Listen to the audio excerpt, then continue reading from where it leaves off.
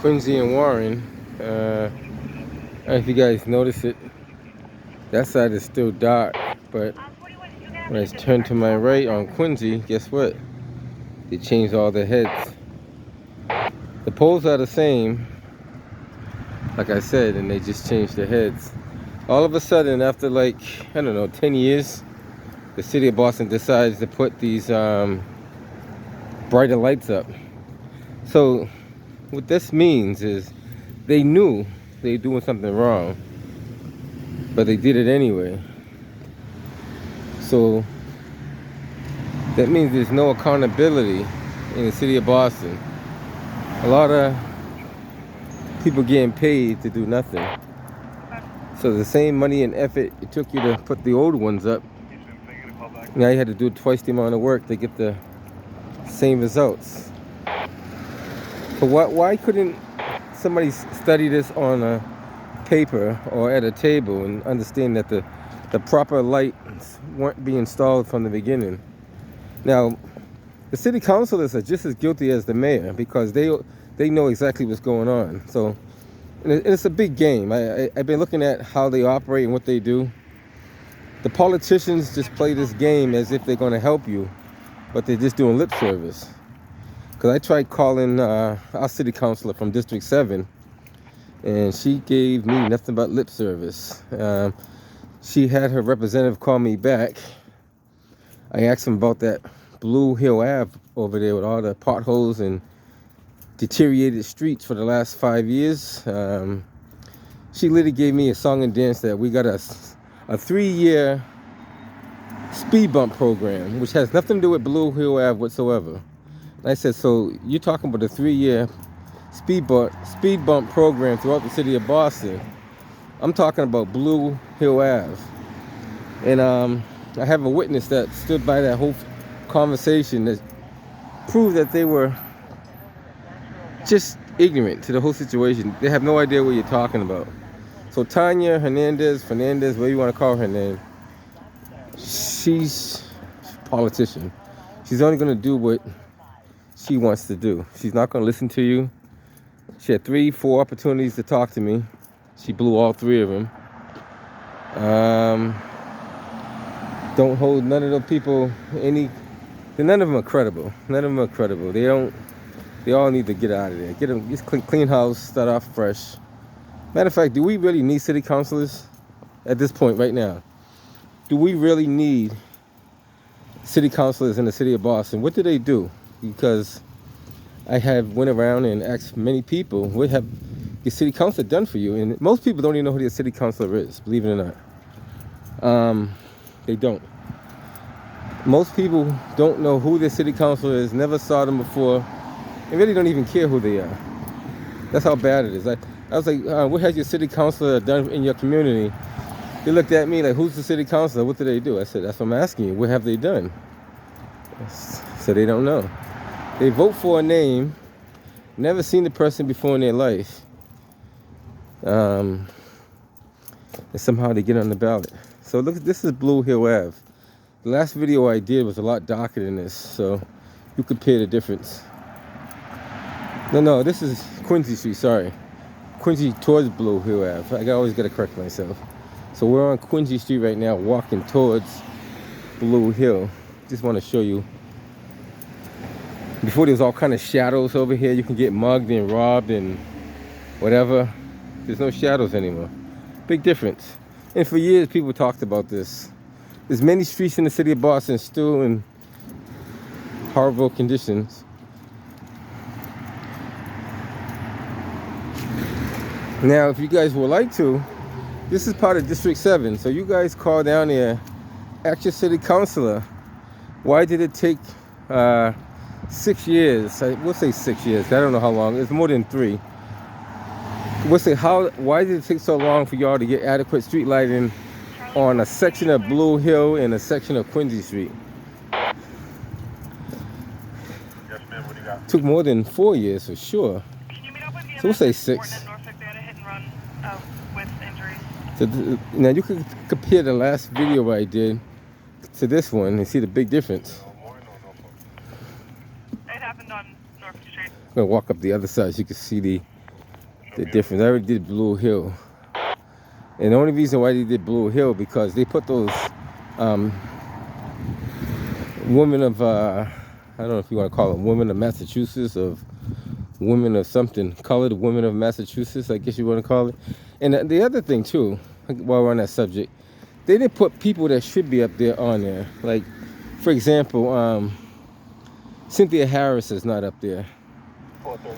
Edna Bino is not up there. My mother's name's not up there. Julia Martin's not up there. Sarah Flint's not up there. There's a lot of people that grew up in this community that are not on that banner that should be up there. They did more than what these people did up there. A lot more than these people did. And those names are not up there. But you got some names up there, but not enough. So if you're going to do it fairly, should have did all of them, but don't do none at all.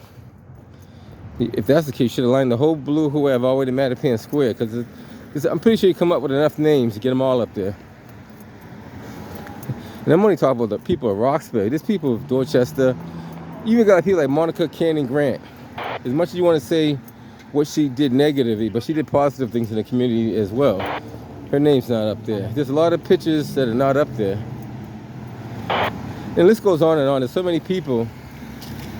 I don't know if I even seen Georgette Watson's name up there. I have to check to see. I don't even know if Georgette Watson's name was up there. I'll check the video to see. But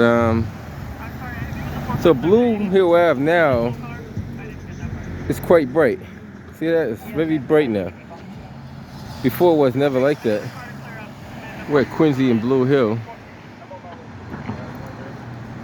So that's to show you how much money they do have and how much money they want to spend. Take a quick walk back up. So it is significantly brighter than before. Take a quick walk over the other side while the lights are in our favor. Took them about 6 years for them to change these heads. That would only took maybe to physically do that kind of job. If we got a good crew, maybe 3 hours, change all the heads. Yeah, say about 3 hours if you got a crew that knows what they're doing.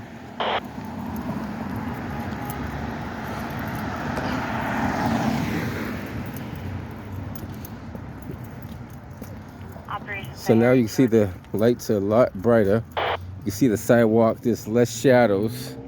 You can even see along the areas that would normally be not seen.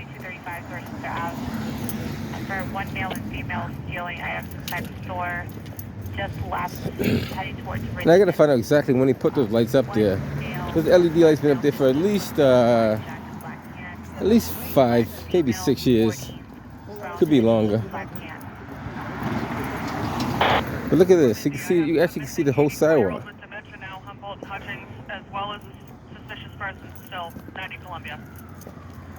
The sidewalks are a lot clearer, a lot brighter, and then maybe that might cut down on some of these accidents too. Who knows? Maybe because you can see the road better. You can actually see if there's a person crossing the street. Like you can literally, let me get out here in the middle of the street. You can literally look down the street, and you can tell if there's somebody in the street. I don't need to put my reflective jacket on so they can see me. They can see me in the dark color clothes on. But now you guys that live in this area, you tell me, when's the last time you seen a street this bright on Quincy Street? Look at that, you can see the whole street. It's not a dream, guys. It's the whole street. It's apartment 310 there. I want to say 2 weeks ago, you couldn't see none of this. It was definitely couldn't see the sidewalk. You probably couldn't even see the person across the street. That's how dark it was. And there's 2 streets like that in the city of Boston. The code for that building is pound 0606. Now the question is, what budget did that come out of? Did it come out of the original budget that they should have did it the first time? And we still have to pay the tab for it the second time to get done right when it should have been done right the first time? Or is this a budget coming out of something totally different that we don't know about? Because if it's coming out of a different budget, then it's a waste of our taxpaying dollars. Either way, it's a waste of taxpaying dollars. So you guys think about that. They say you see a politician that wants your vote, ask them some tough questions, see how they answer them. They're pretty much going to run away from you. Like, I know for sure. I gave Tanya Hernandez, or Fernandez, whatever you want to call her, multiple times. She met me face to face several times. Said, I want to sit down and talk with you. She said, talk to my representative. Gave him my number. He never calls me back. I see her again. She says, well, I don't have these answers off the top of my head. When she calls me again the third time, I have a representative call you back. When the representative calls me back, guess what? They don't have no answers. I said, well, wait a minute. You work on her campaign. You don't know what she does? So they had no clue what she's done. And I asked them, what is she working on currently right now? And they literally had no idea what she was working on currently right now. And I said, that's bad. And I have a witness that listened to the whole conversation so he can verify it. They had no idea. The only thing they mentioned was they're going to Boston police just pull someone over. About to put that in there too. They literally had no idea what was going on.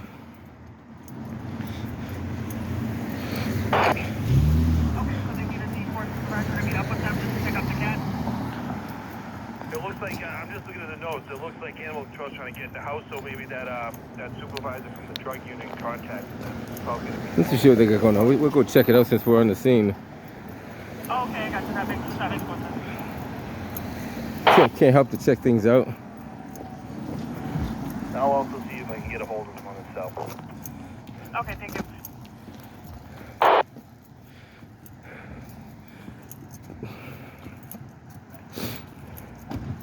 I guess it's like a 4-man crew. Bravo 913. There might be some of the training officers on the scene.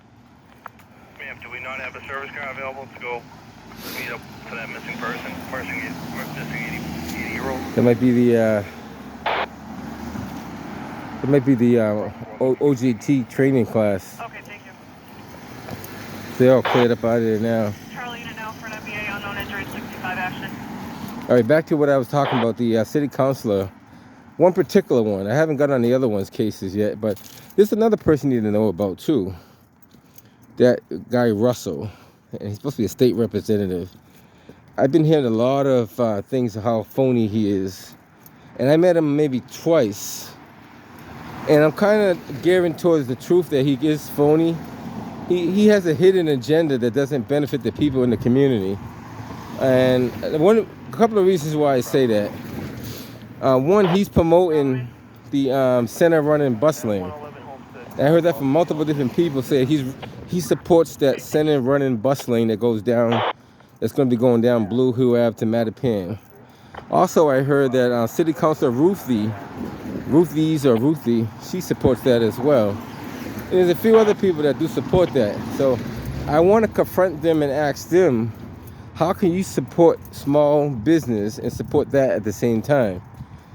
And I want to see what the answer is going to be. Now, Ruth, she's always going to run for me. She never talks to me. She sees me. She knows who I am. She scatters when she sees me. I don't know why, but she goes the opposite way. So one day I'm going to try to catch her on camera and ask her, does she support that and why she supports it? Now, the other person I heard that supports this is Ayanna Presley.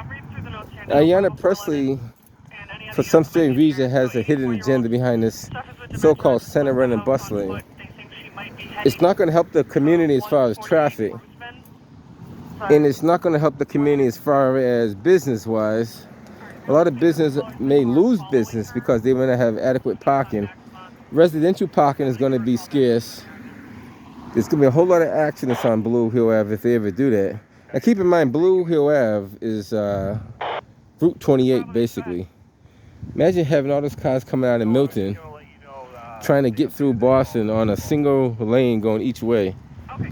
So we'll check that out in a future date. But there's more people that do support this so-called center running bus lane.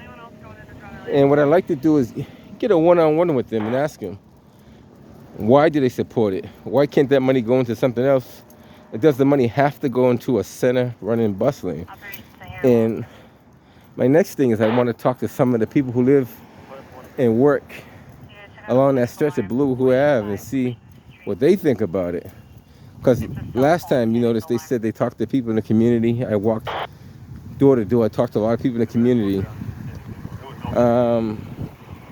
Nobody supported. You maybe found 5 people that supported it because they had a different agenda. We're not going to talk about the agenda they had.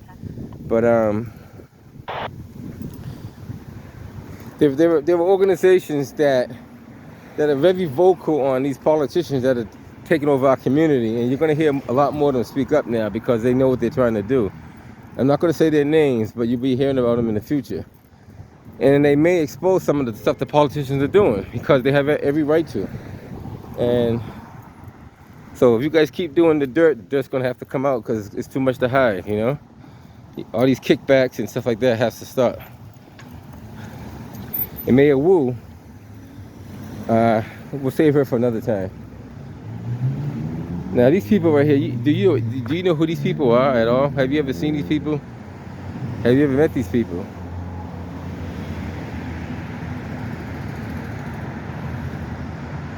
Have you ever seen these people on your street?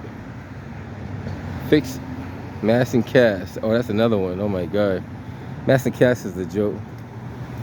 Have you seen any of these people? Do you know who these people are?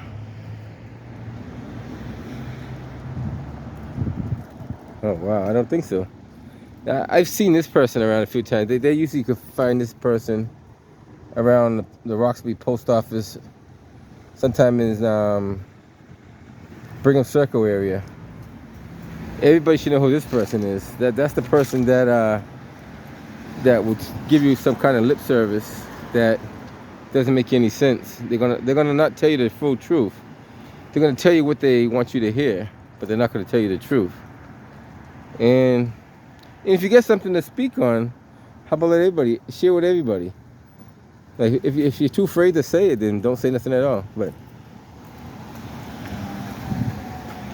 so they got money to spend on their relatives and family members, but they don't have money to spend on the city of Boston, which is a shameful thing.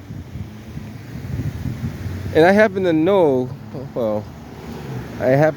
one of the members or a few of the members on the that board that oversees the city councilors and city of Boston officials and a few other people. And they give me a lot of information about what's going on in there.